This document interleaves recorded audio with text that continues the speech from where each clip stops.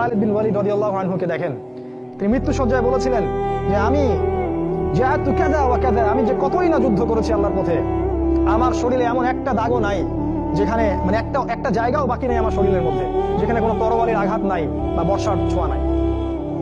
সেদিন তিনি মৃত্যু সজ্জায় বলছিলেন যে আজকে আমি আমার বিছানায় মারা যাচ্ছি, আমি যুদ্ধের মাঠে মারা যাওয়ার সৌভাগ্য আমার হলো না। ফালা নামাত আইনুল জুবালা, তিনি বলেছিলেন যে পুরুষদের দু চোখ যেন কখনো না ঘুমায়। ওই দেখো যুবক, তোমার আদর্শ। খুবাইব রাদিয়াল্লাহু আনহু, ইসলামের জন্য তাকে দায়ী করে পাঠানো হয়, রাজি নামক একটা জায়গায় কাফেররা তাকে ধরে ফেলে এবং তাকে শুল দণ্ড দিয়ে হত্যা করে। খুবাইব রাদিয়াল্লাহু আনহুকে যখন শুল দেওয়া হচ্ছিল, তিনি বলছিলেন, এই কবিতাটা ভালো করে পড়বা, রাহিকুল মাকতুম বই আছে, লাস্তু উবালিহি নাউক্তাল মুসলিমান। তাকে যখন শুল দণ্ড দেওয়া হচ্ছে, শুল দণ্ড মানে বুঝো, পিছন দিয়ে মানে লৌহ দণ্ড প্রবেশ করিয়ে মাথা দিয়ে বের করে, কঠিন দণ্ড, একটা ফাঁসি টাসির চেয়েও ভয়ঙ্কর।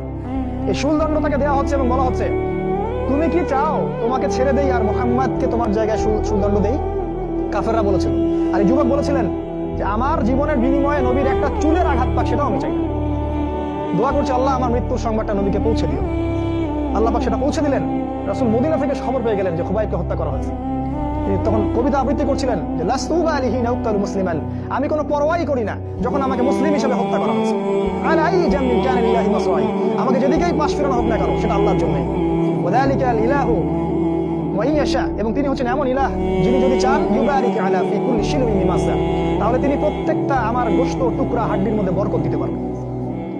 এই কবিতা বলতে বলতে তার জান চলে যায়। এই যে তোমার আদর্শ, কখনো ভেবেছো তাদেরকে নিয়ে তারা তোমাদের সুপার হিরো? আজকে ফ্যান্টাসির জগতে সুপার হিরো খুঁজে বেড়াও তোমরা। রাসূলের আদর্শ গ্রহণ করার সৌভাগ্য হলো না, খালিদ বিন ওয়ালিদকে দেখতে পারলে না।